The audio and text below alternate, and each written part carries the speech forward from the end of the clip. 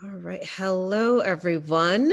Good evening, and welcome to The Traverse, conversations and connections across movements brought to you by Rights and Democracy Institute. This is episode 2 of our new monthly conversation series about our movements for collective liberation as we build towards a just and equitable future for all to thrive. I'm your host, Kiah Morris, and I'm the Movement Politics Director for Rights Democracy in Vermont. And I am so excited to have a fantastic roster of guests that are joining us as we're going to be discussing why our movement for democracy must be beautiful and why it must include art, culture, and also healing. I'm joined tonight by Cathy Albisa, who is a board member for the Rights and Democracy Institute. She is the founder of the Partnership for Dignity and Rights and now works as the Vice President of Institutional and Sectoral Change at Race Forward. We will be speaking with guests Julie Winn of the Vermont Resistance Revival Chorus, Nick Charyk, activist and Western Terrestrials band leader, and Heather Stockwell, who's a rights and democracy organizer and a movement artist. Cathy, let's start the conversation with you. As someone who's been involved in grassroots movements for many years, your experience, how have you seen art, music, and culture show up or not show up within our movements? And how do we talk about that differently and how important it actually is to our movement work? Thank you. And thank you for having this conversation. We don't talk enough about this. We don't talk enough about the need for creativity, not as an extra, not as something we do when everything else is done, but actually as part and parcel of who we are as a people and as a species, even, right? So I've learned, growing up, like many people, art was something that was you were taught was way over there by very special people who get shown in museums, and you were kind of distant from it and an observer, and lucky if you even understood it, right? But what I've learned in the last couple of decades working in those spaces is that art is both an act of resistance and an act of creating the alternative towards which we are moving. And so I picked this virtual backdrop. I don't actually have all these stickies behind me because this was the wall at Union Station in New York City after the 2016 election. And every one of those stickies was a spontaneous act by people who saw the first couple of stickies, came back and put some up, talking about the unity our country needs, talking about all people, talking about um, immigrants in loving ways, talking about against division. Basically, it became this colorful, instantaneous, temporary art mural about everything those New Yorkers wanted the country to be. And in that moment, it was both an act of resistance and an act of creation of the alternative that we could continue to fight for in the future. And that is a kind of power. That's where I want to land before I ask Heather a question. Power, there's many different kinds of power, but one definition is the power to create reality and have others define, to respond as if it were such. And that is narrative power. We all think in stories, we live in stories, we make decisions based on the story we tell ourselves about our world, ourselves, our people, and each other. And art shapes our story in deep, emotive ways that go beyond words sometimes, although art involves words as well. So I think it is a way of building actual real power and not branding or messages, but a deep, deep narrative of the world we want to see. And if people respond and they're moved by that art, as if that reality is coming into being, it will. So I want to turn it over to Heather and ask you to introduce yourself and talk about your creative contribution to all our work. Thanks so much, Cathy. I'm Heather Stockwell, if you don't know me already, in New Hampshire. I'm an organizer here in the Monadnock region for Rights and Democracy. And I have also been an artist since I can remember. I always loved making things. And at some point, I think I sort of gave up on trying to make a living at my art and realized that I really wanted to do it for things that really just spoke to me. And when I sort of became politically activated, if you will, about 5 years ago with Rights and Democracy, I realized that it was really a vehicle or a tool, if you will, in my toolkit that I could use in so many ways, right? I mean, we need posters and signs and banners for rallies and events, and that really spoke to me. And when I first worked for RAD, I traveled all around the state and surveyed people about the issues that were really affecting them in their communities. And afterwards, I created a series of paintings that I would like to share with you right now. If I can figure that out on all these screens I have at home. Some of you may remember them from a press conference we actually hosted at the State House back in the 2 years ago in the last session. And so these are some of the issues that came up for people. There's raise the wage. There were, I think, over 70% of people surveyed in that work said they needed higher wages to survive and to live in the beautiful communities that are here in New England. Go to the next one. Protecting our land, air, and water was another thing that came up in the survey. I'll just run through these. Human rights came up in a lot of different ways and a lot of different issues. We'll just click through these. The opioid crisis in New Hampshire. I was shocked at how many people had stories about that. I'll just click through these. Healthcare was the number one thing that came up for people. And green energy economy was another big one. And in the end, we asked people too what they thought was causing all these problems, and a lot of people, said Democrats or Republicans, but money and politics came up over and over in these conversations. So I'll stop sharing there, and I'll share some links in a minute in the chat. So those were just some ways that I found to express some of the things that I was thinking about and that I felt solidarity with people. And I sort of thought, oh, well, maybe people would even show up at the State House or a rally with one of my posters if they liked it enough. That was kind of exciting. And so with that, I began to start to meet other artists in the movement. And one of the things that we're doing is trying to work together around the state. And right now we have a tour of a graveyard of all of the bills that were vetoed by our current governor in New Hampshire. I think it's 79 bills in total that at least 60 of them were worked on bipartisanly and really should be law. And so this was a way that we could express our sort of mourning for all those things and that we could have had, and the way they could have impacted people's lives. And people came out and are telling their stories. So that's one. Those are a few ways actually that we can bring some art into the movement. I think it's back to you next, Kiah. Is that correct? It is. Thank you so much, Heather. No, those were beautiful, beautiful pieces. And I think it can be so helpful to utilizing art as a medium to express and articulate the things that sometimes we haven't even formulated, what is at the heart of our troubles, what is at the heart of our pains and our hopes and our dreams as well, right? So that's gorgeous work, and so grateful that you were willing to share that with each of us.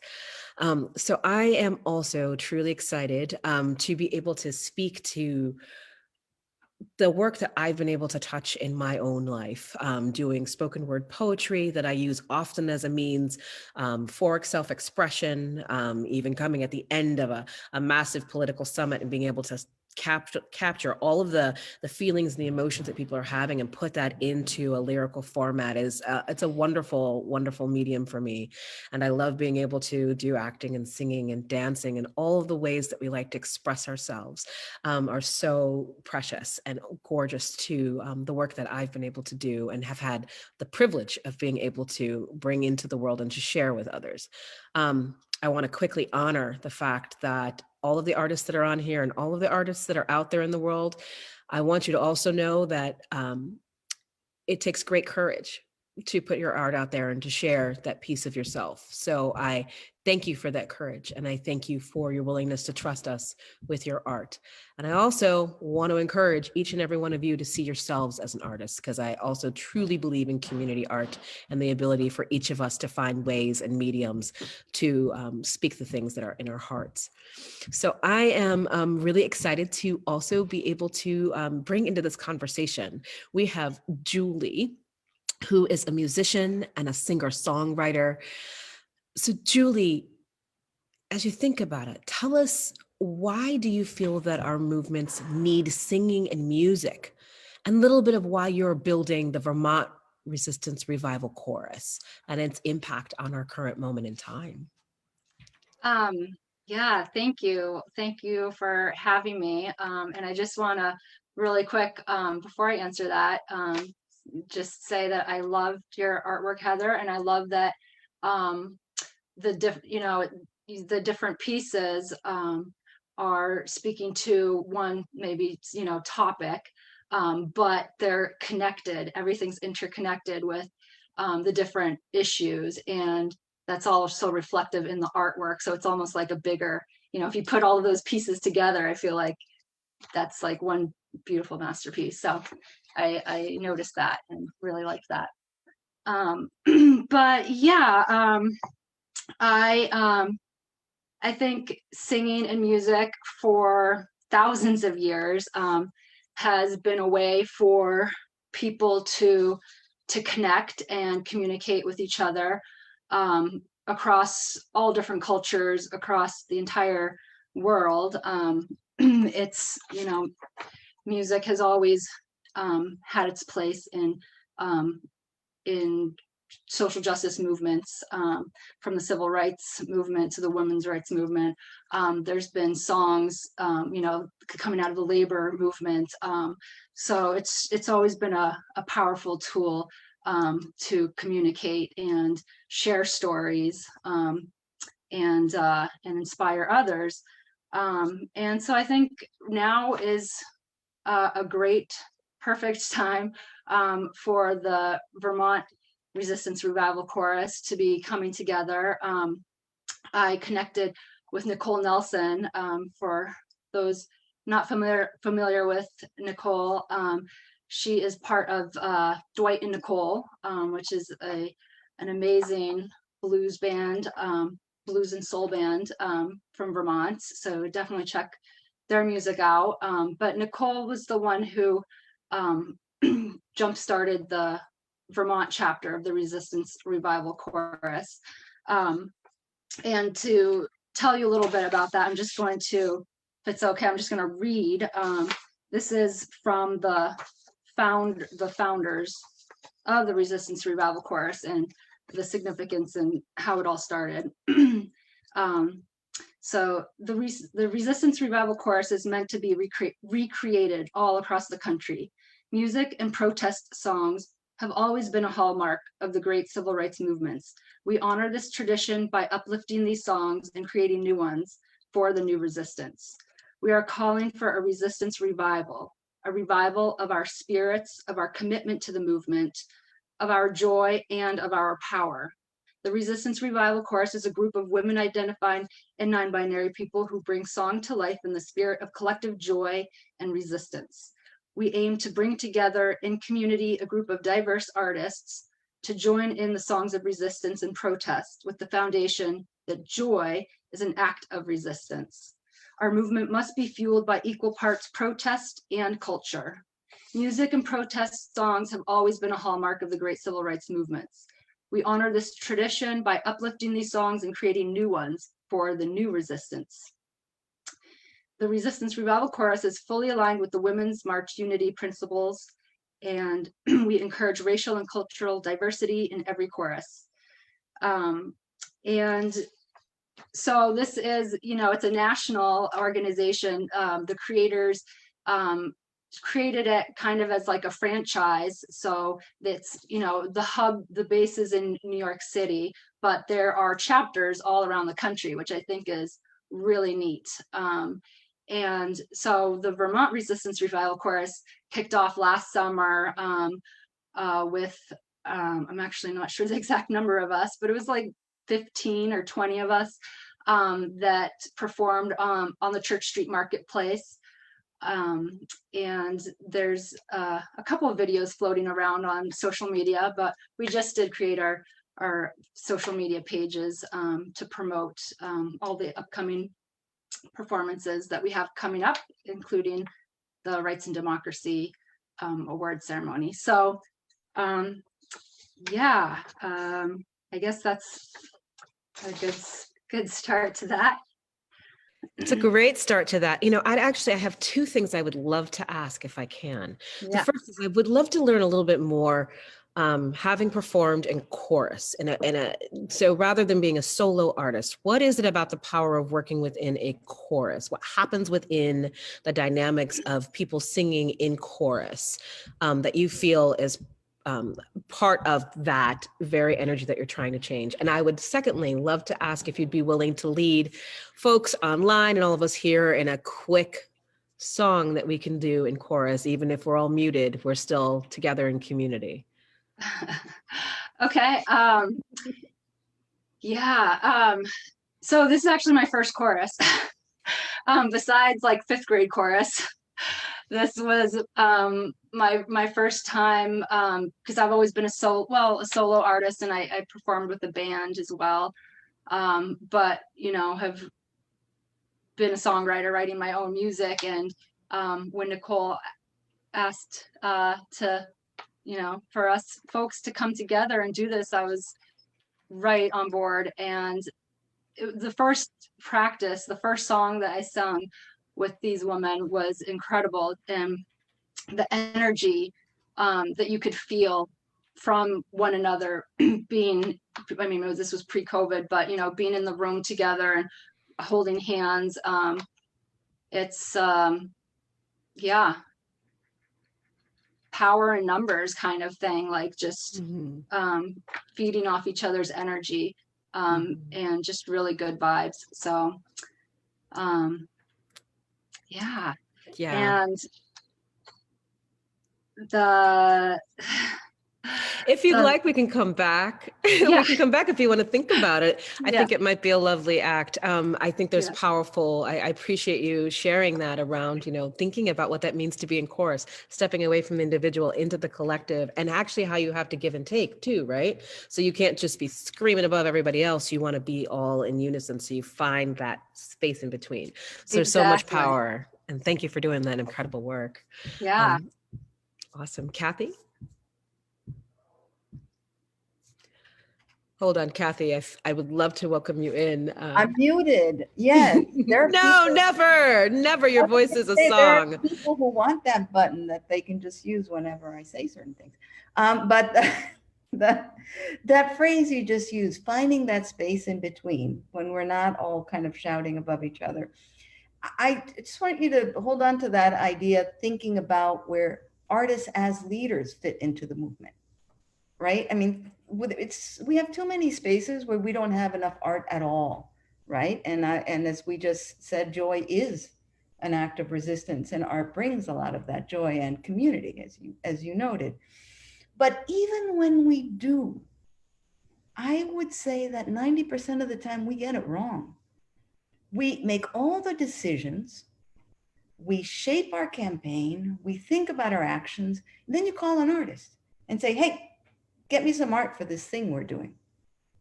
But artists are not, it's not just that leaders happen to be artists and are artistic, it's that we need artists as leaders, part and parcel from the design phase, right? From when we are developing our political strategy, developing our narrative work, developing our communication. It's not, we all hate it, those who are organizers, when some big group calls and say, bring 100 people, we'll get you the t-shirts. That's how many artists feel when they get a call at the last minute and say, give me 10 posters and I'll tell you what's going to be in them. No, we need artists as leaders as well, the way we need strategists as leaders and policy wonks as leaders and organizers as leaders and teachers as leaders, right? We need to understand how not to shout over each other and create that chorus of those different ways to step into the work to create that larger story that we all are trying to generate, right? To create that alternative reality. And I know, Nick, I'm going to drag you into this because I know that you have been both a leader in other ways and an artist and are thinking about how to bring those parts of yourself together. I don't know if you have any thoughts. Absolutely. I'd be delighted to.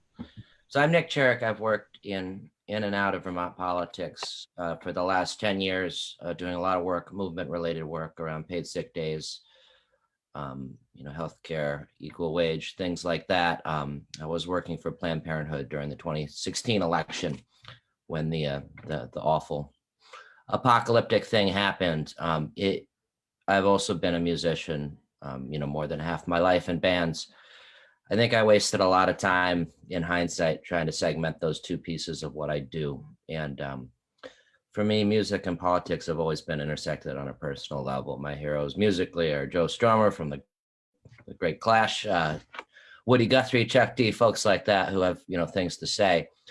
And it's what put me into politics. I also recognize I come from a whole lot of privilege. My privilege dance card is chock full. There's not a lot of boxes I don't check off. And what you do with that, understanding and awareness has always been something I've thought a lot and tried to take action on. And I felt I got to do things in my life like go to Harvard. I felt, there's a place for me in the political discussion that was different than my role as a storyteller and an artist. And over the Trump time, I lost some of my faith in the direct electoral work, organizing work I was doing here in Vermont, and really felt myself move back into a storyteller role and a moving people through that.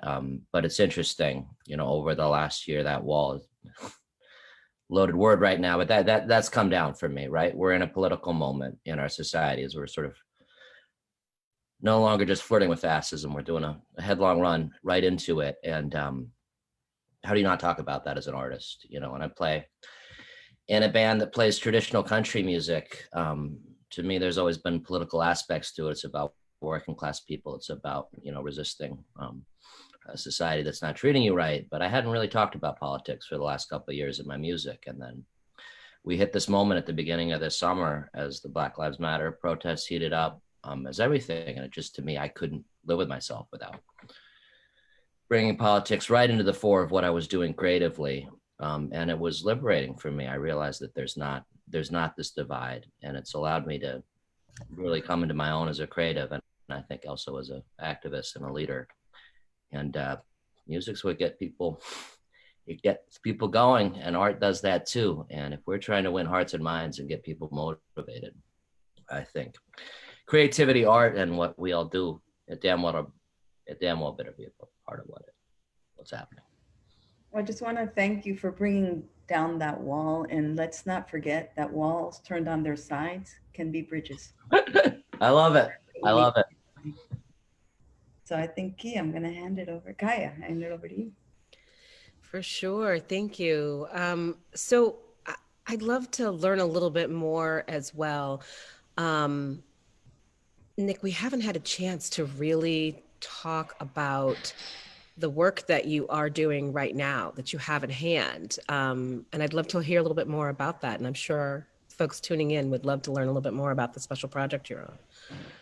It's not just me. I have a bunch of people helping me out, including one of the best, which is you, Kiah.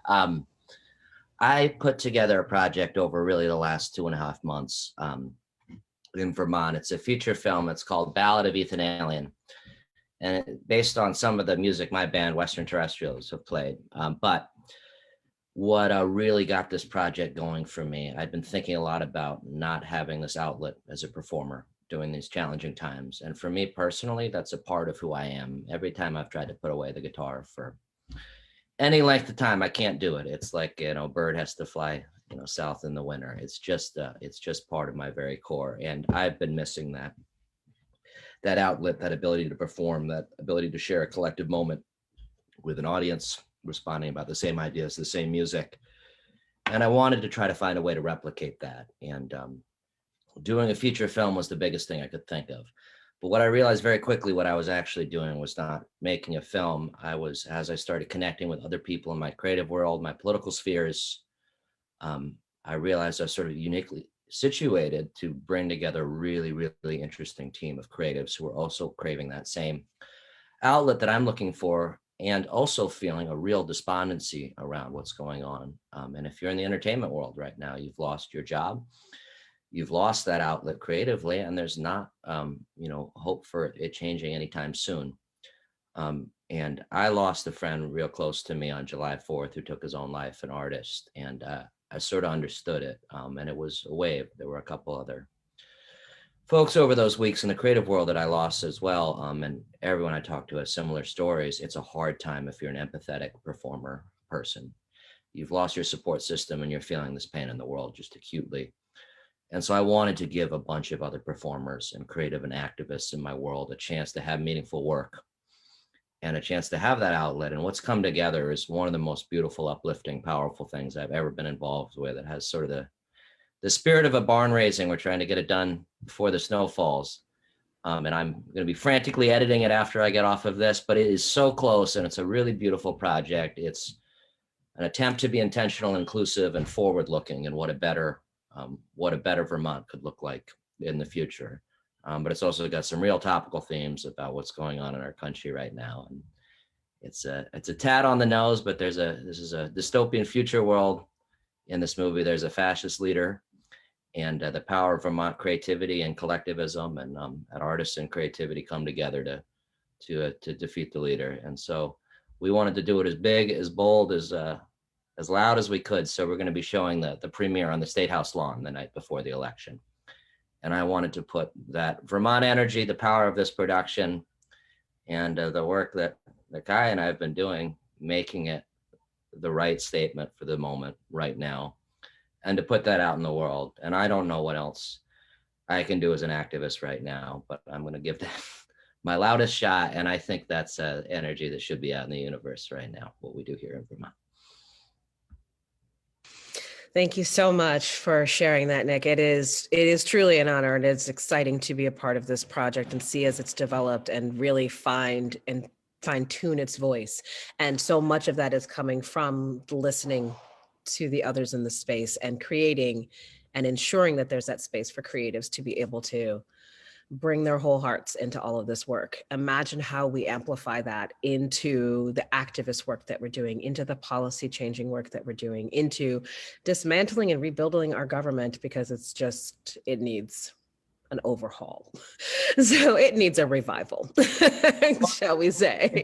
Imagine what that new revival can look like. I'm just saying, if it's led by the artists, we need the artists, the teachers, the nurses, we need all the folks. We need all the folks. So let's put out that call and have folks come through. So we are working on that, right, Heather? This is a moment in time where Rights and Democracy is organizing in really tangible ways.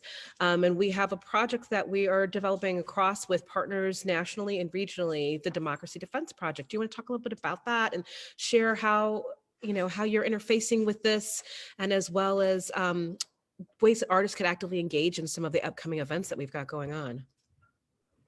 Yeah, sure. I'm still reflecting a little bit on what Nick just shared with us there. I resonated with so much of what you said about just art being so much a part of you. You just can't even, putting it down is not an option, right? Like it's just not an option. I was also just reflecting on what you just said too, Kiah, about, or maybe it was someone else, about trauma and pain and how that comes out in our work. And I recently said, oh, this explains everything. This is why I became an artist, was to deal with the trauma and pain of the world. And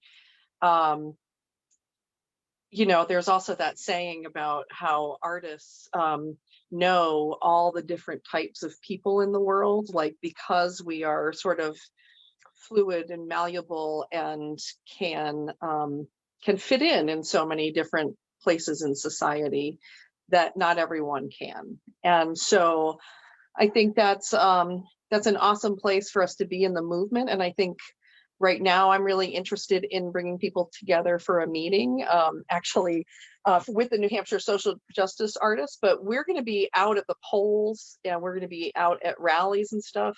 And so I would encourage, we have some builds and things coming up with New Hampshire Youth Movement and other orgs all around this democracy defense work. I mean, it's no surprise right now we're in this unprecedented place in our history. Our current White House occupant is basically threatening democracy. And so we're going to be out at polling places, offering voter support. So that if people have any problems, you know, I'm hoping people come with some fun signs that they've made. And after that, we will have events at our State House on the 4th and the 7th. Or at the 4th for the State House, and then we'll have distributed events on the 7th all over the state. I'm amazed at how many of those events on the Saturday after the election are coming together, all around the idea of like, we have to protect the results, we have to protect our democracy from fascism, literally right now. And it's not a matter of, you know, I loved what Nick was saying. It's not a matter of like you know, these different sides. We're coming together against right and wrong. It's not against red and blue. So those are some ways, but I also would encourage everybody to like the New Hampshire Social Justice page, join the group. We're trying to get our meeting going shortly after the 7th, so probably in the middle of November. And we're going to talk about other things that we can make. I am super excited to also get into puppet making. A lot of people don't know I'm very inspired by Bread and Puppet in Glover, Vermont. And I would love to like do a puppet show. So reach out and let's talk about all the ways we could work together, because we need artists. I just really urge to hold Heather's words here. I mean, we cannot understate the significance or the severity of this moment. And all the trauma and pain, which predates 2016, it just, you know, it just was fuel to a raging fire of injustice, structural racism, exclusion. All that trauma and pain is not an accident. It is not friendly fire. It is by design. And it's by design because if you shock and awe, if you wear people down, you can hold on to undemocratic power. And so back to this theme, which is simple but crucial as an act of resistance, joy. So puppets, believe it or not, are quite a serious thing. And they're quite a powerful thing if it breaks through the trauma and the pain and allows us, right, to come together and build an opposition, not just a resistance, an alternative, not just a critique. And one of the ways which we do that is through celebration and incorporating the arts in celebration. So I just want to, before we move on, if you don't mind, just note that we are having a Human Rights Award event celebration. Every December 10th, we should celebrate that in 1948, the world came together, not to actualize, because we know we have so far to go, but to recognize that we are all part of the same human family and are all equal in dignity and rights. And at that award ceremony, we are going to have, what are we going to have, Julia? We're going to have an incredible chorus of resistance. We're going to have amazing people speaking, Alicia Garza. We're going to have George from people's actions, George Goal. We're going to have people that we're recognizing and thanking and appreciating. And appreciation, joy, beauty, art, and song, that is the way to beat them, right? You don't dismantle the master's slaves with the master's tools. And those are our tools, not theirs. And so, Julie, I want you to tell me how you, a little bit more about your role in the celebration and how you feel about it. Yeah, thank you. Yeah, I mean, I feel like in just the timing is so right for this, and it's so needed. Before the Resistance Revival Chorus, I've had many conversations over the years with James Haslam of Rights and Democracy on how we could bring music and the social justice movement more together, and have more, I guess, leaders from the music and arts community stepping up and performing and bridging between the arts community and social justice movement, because even though they're so connected, there's a lot of people who haven't really crossed into activism, or are just getting involved, which is great. So I think this is a much needed effort, and the timing is just perfect. So I couldn't be more excited to be working with the Resistance Revival Chorus. And this is something that I have personally been, I feel like, spending my entire adult life trying to do with my own music. When I worked with Vermont Worker Center way back in the day, I would do events, performing events with the Vermont Worker Center, and performed events with Bernie Sanders. And really back then was like trying to encourage more of my musician friends to like come along and be a part of it. And 4 years ago, I worked with Rights and Democracy, creating the Vermont Political Revolution Party that happened at Higher Ground. And we had some amazing artists, DJ Craig Mitchell and Myra Flynn and Chad Hollister and We Focustra. I know I'm forgetting some folks, but that was like the first, I'd say, big event for me that I helped actually organize and participate in, where musicians from all around the state of Vermont came together, promoting, the message of love and hope and peace. And so it was quite a powerful evening, and I'm excited to continue that work with Rights and Democracy. And December 10th is going to be an amazing evening, so I think everyone's going to feel it. So we're practicing now for that. Thank you so much, Julie. So we're hopefully dropping some information for you in the chat. You can absolutely visit our websites to learn more and get tickets. Very exciting. I do remember that event. That was a really special night. Some fantastic performances and a true celebration. It was such a great time. So I'm going to come back to Nick. I want to dig a little bit deeper. So one of the things that I think we need to really reconcile with, and it's something that is often dismissed, but I feel like we're lifting it up pretty well tonight. And I want to take it one more place, just get to a little bit deeper on this. So what's awesome about the Ballad of Ethan Alien is not only that it's using art in music, but also comedy and science fiction. And I love the way that Adrienne Marie Brown talks about imagining futures that don't exist, that the work of this resistance work, the work of revolution, is really truly also in many ways in the space of science fiction. We are trying to create something we have not yet seen. And so these are really huge parts of the challenge, especially when we're so mired in the day-to-day and literally down into a Zoom room on most parts of our lives, to help people think big and creatively about what the future could be, to make our movement fun, engaging, exciting, joyful, healing, and powerful.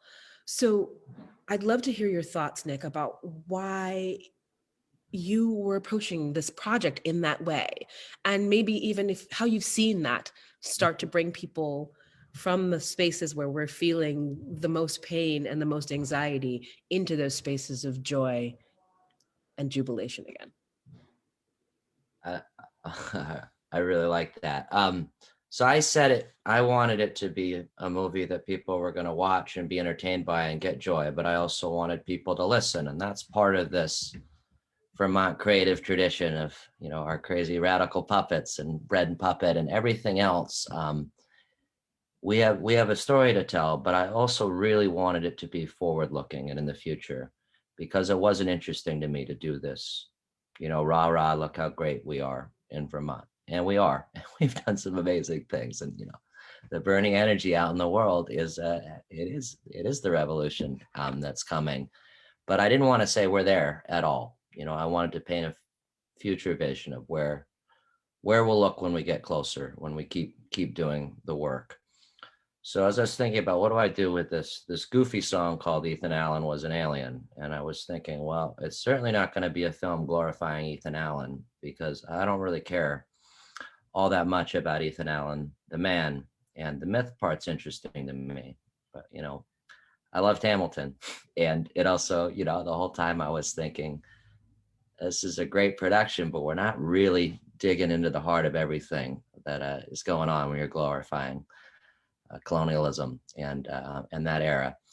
And so I've tried to dig into this as we're looking into what a future more inclusive world could look like. And to do that, I've stepped back a lot and, started thinking about, we don't need another film about a bunch of white dudes. And so, started talking to some of my feminist friends, talking to other folks, talking to my friend Roxy, who was my intern at Planned Parenthood and is trans and is in this film in her first role.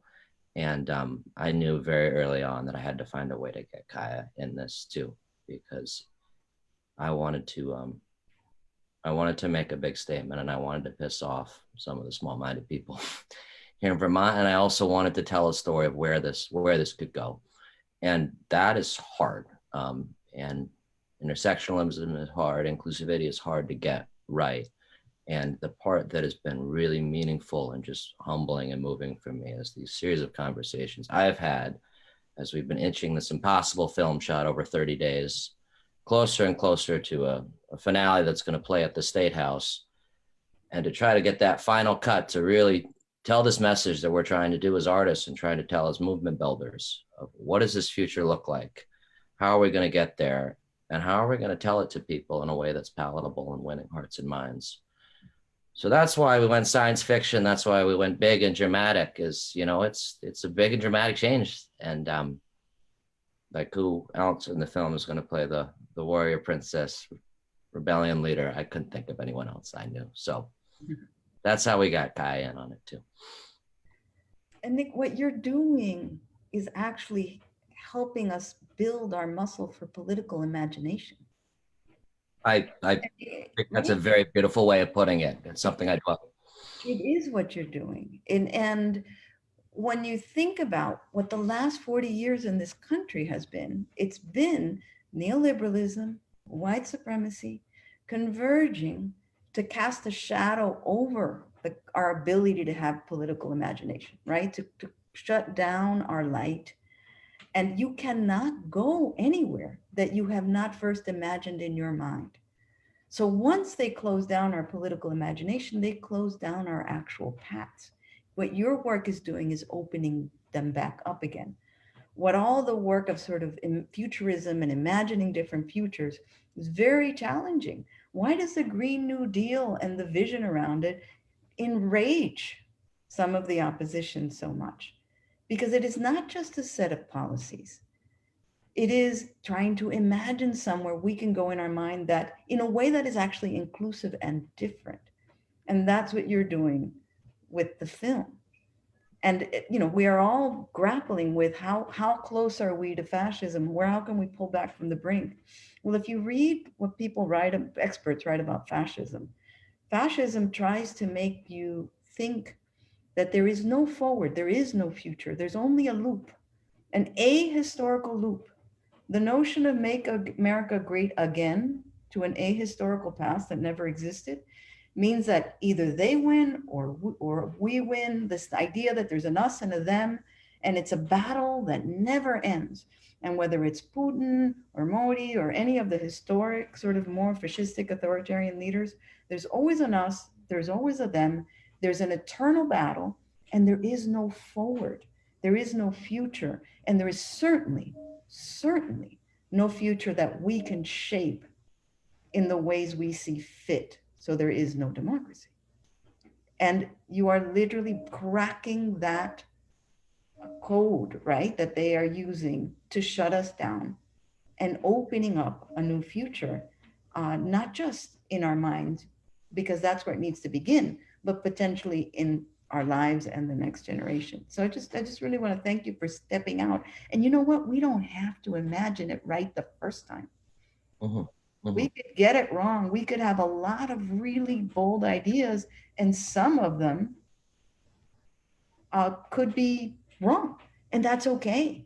Because if we are not brave enough to try things, test things, work with people together in a kind of chorus to figure them out, then we're paralyzed. And the only thing we need to know is the status quo is absolutely unacceptable. So thank you for that. It just got a little bit inspired there. Very grateful. Well, this feeling is mutual. You got me a little misty-eyed there.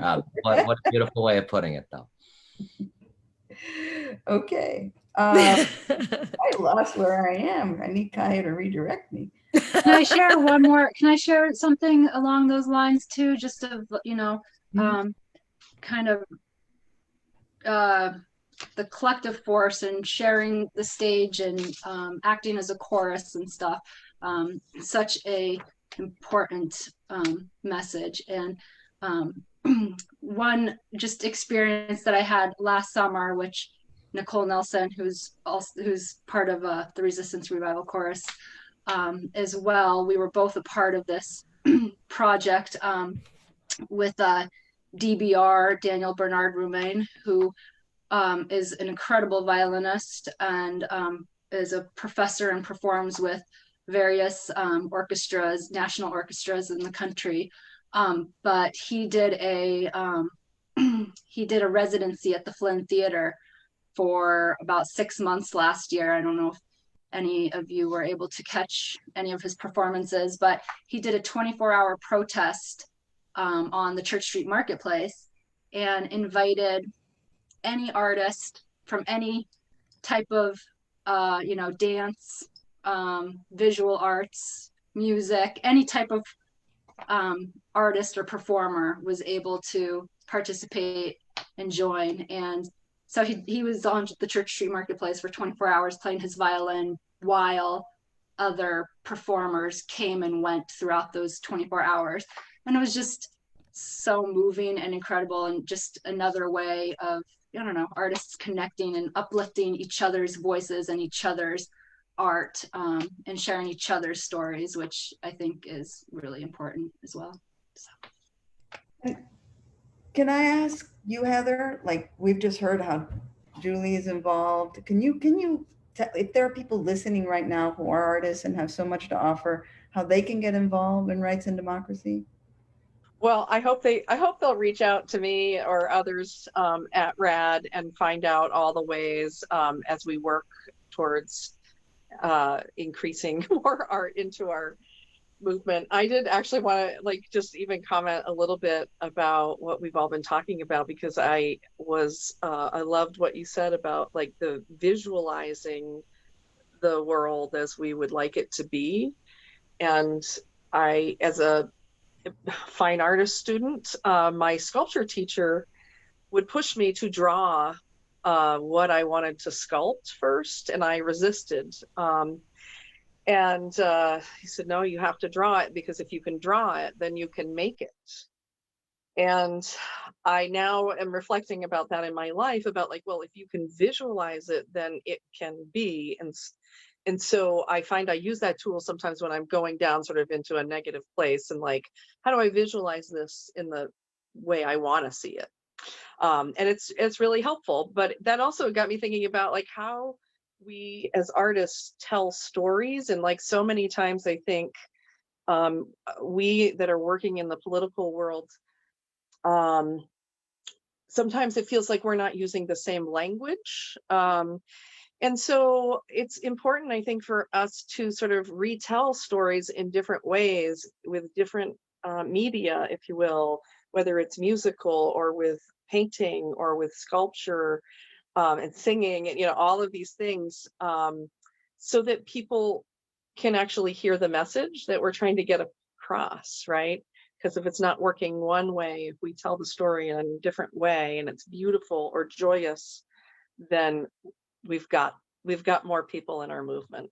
So I think I shared my email in the chat. I hope people do reach out if you're an artist. But I also, if you're interested in democracy defense work, our last call, this is really, really crucial. Our last call is Sunday night. And that is only 2 days before the election. And so if you want to get in on trying to help us as a collective or a coalition of groups across New Hampshire and Vermont to preserve our democracy in this moment we're in, please come to the call. And if you're confused that there's Vermont and New Hampshire, please know that we break out into 2 groups to discuss statewide issues together. But this last call is going to have a training involved about de-escalation and things. So I hope you'll join us for that, and you can find out more about how to stay engaged with that work with us. Thank you so much, Heather. So exciting. So exciting. I feel like we've really touched very deeply on how art is so important as a mode of healing in a time of deep trauma. I know a number of us are stepping into this next week with some serious feelings of trepidation. Some of us may even be feeling fearful for our safety. Some folks may be holding deep anxieties. And this is a crucial, crucial piece of restoring and replenishing our spirit so that we can continue on and do so in a way that is not just extractive or transactional, right? So I'm so deeply, deeply grateful about that. So I'd love to recap some of the things that we've talked about a little bit. So Nick, again, if you could just refresh our memories on what's happening on Monday.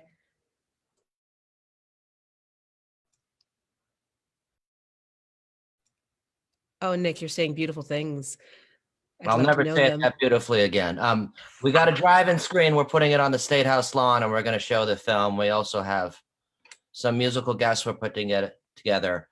I'm working with James and Kiah and others to put together a really intentional, inclusive set of speakers who are bringing different perspectives.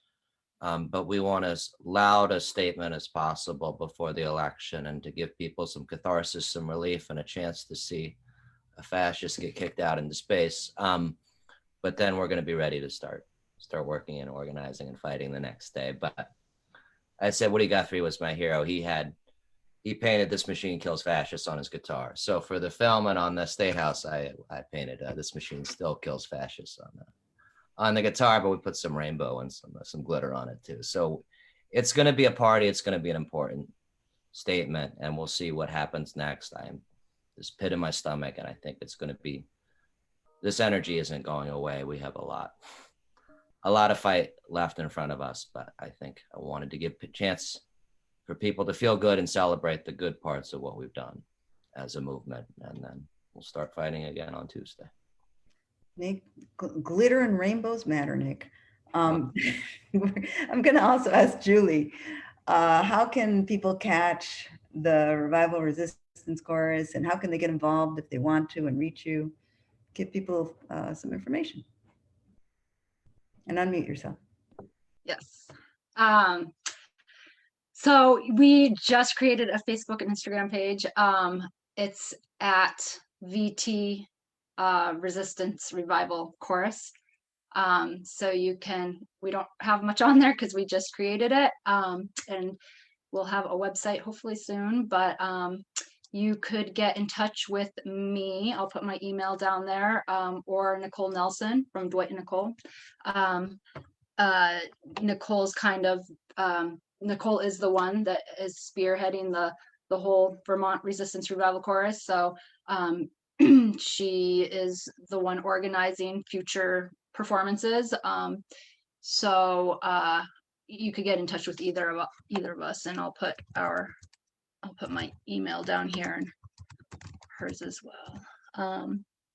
But yeah, and then so December 10th for the Rights and Democracy Human Rights Conference, we'll be performing a couple songs, and we'll be working with Rights and Democracy in the future as well, after this December event. So excited to be sharing our songs, and I actually put in the chat the lyrics. That was why I didn't have the lyrics to. This is one of the main songs that the Resistance Revival Chorus sings, so I just put the lyrics in the chat there.